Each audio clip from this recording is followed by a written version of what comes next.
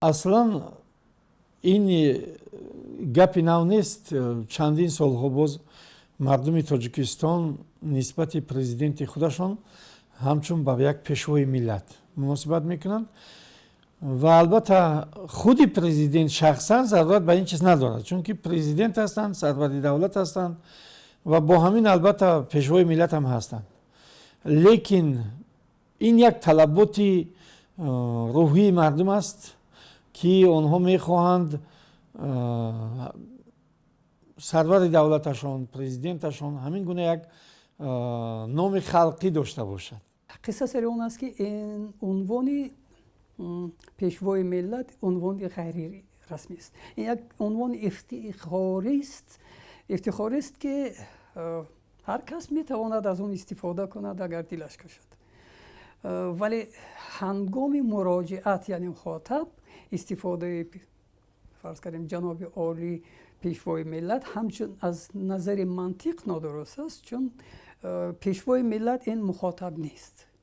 албатта ман забоншинос нестам, лекин мантиқ ҳамин мегӯяд.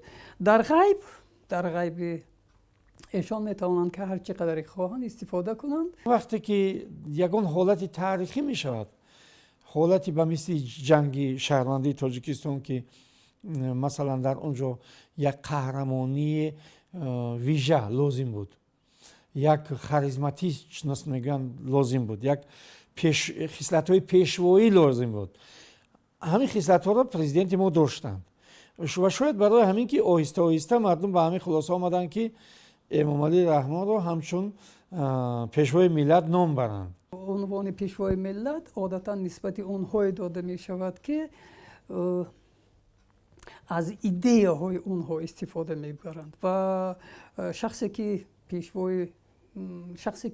пешвои миллат мегӯянд, он шахсе ҳаст ки як идея, як ғояи бисёр хеле муҳима идрор кардааст ва аз он мардум истифода мекунанд. фаразан Маҳатма Ганди уна пешвои миллат мегӯянд, чун агарчанде ки як вазифаи расмӣ надошт, вале миллат ба даҳани он нигоҳ мекард ва ҳар чӣ ки ӯ мегуфт онам иҷро мекард. дар Қазоқистон масалан ин ба таври қонунӣ аз тарафи парламент тасдиқ шудааст. дар мо ҳам ду вариант шуданаш мумкин. яке ки халқ мегӯяд ва ҳамин хел зарурати таърихӣ будани ҳамин масъаларо мебинанд ва мегӯянд.